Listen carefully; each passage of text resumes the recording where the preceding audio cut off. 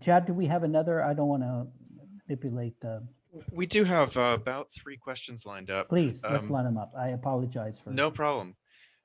So the question from Alan is, do people in Mexico City recognize the dimension of the narco crisis, or do they feel relatively safe and can therefore largely ignore it? So first off, Alan, we've never met, but I'm a big fan. I'm glad you're on this. And I hope at some point we can be in touch because I enjoyed your work here, and your book is one of the great ones. I think it's a mix. I think some people don't have the luxury of ignoring it because there are places in Mexico City like Tepito that are completely run by criminal groups. And then there's this staggering obliviousness on another side in places like Lomas or even the neighborhood where I live, where it feels like it could be hipster Brooklyn, excellent restaurants, great nightlife, amazing bars, that I think one of the things that has bothered me most is the disconnect between how most people live and how the elite, both political and economic, live in Mexico. And I think sometimes, I'll go to places and some people will be like, whoa, how did you get there? What's going on there? I think, and it's no different in the United States. I think there's a real disconnect between how the poor and vulnerable live and the wealthy and privileged. But no, I don't think on the whole, in the halls of power, people really grasp how severe the narco crisis is. And then I don't think this government in particular, and the last government as well, have articulated a strategy or a vision undergirded by a real assessment of how grave the problem is.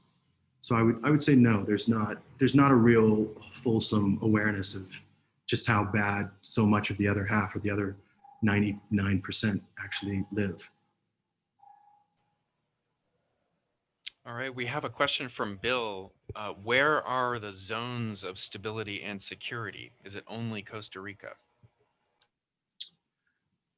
Within the context of Latin America, I mean, that's sort of a big question. I don't focus as much on South America.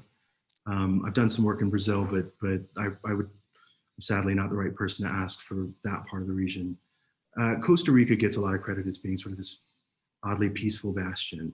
But there are islands of stability in every single one of these countries. There's places where people live their lives, they get married, they fall in love, they have children. Not all of these places are just dark holes of sadness and violence. I think what we write about often focuses on that because it's the most severe, and to us, I think reporters who write about it, it's the most trenchant social problem, and I think there's a responsibility to write about that. But it's not a story that like a neighborhood just had a normal day on a Friday. That doesn't make news, but it's true, it exists. I mean, I would argue parts of Mexico City are bastions of peace. And, cities throughout the country have bastions of peace. I mean, look, you go to Cabo and you have, American retirees living it up, and not very far away from them, people are dying, but they don't even see that. That rarely intrudes on their rarely peaceful island of existence.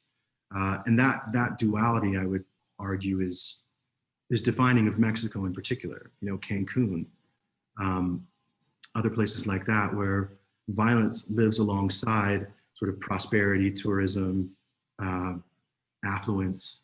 And in those pockets of affluence and prosperity, there's often no realization, to respond to Alan's question one more time, of what's going on with the other half.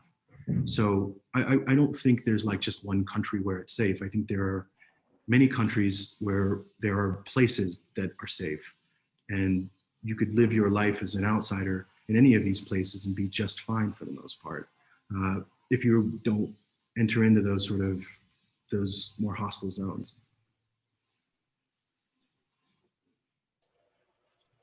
So Alan has asked a second question.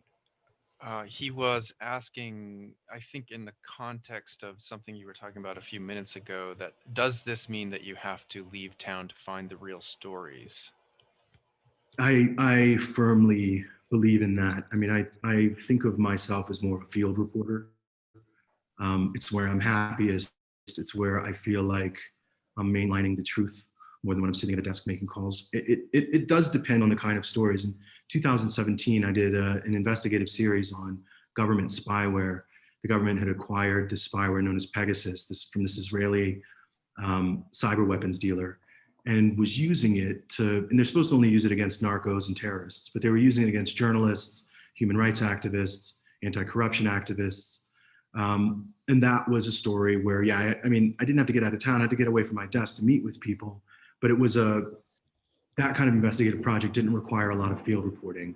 But I hope it did reveal something about the way that corruption functions in Mexico. For the stuff that the OPC was kind enough to recognize, that was, you can't sit in town and do that. You have to be there. You have to smell it, see it, feel it. It's why I insisted on living in those communities and being intimate with each of these characters to understand as best I can as an outsider their lives. And I think yeah, that's a great point. You know, you got to get up and get out and get into it. And whatever degree to which getting into it defines your process, you can't get that story if you're sitting at your desk.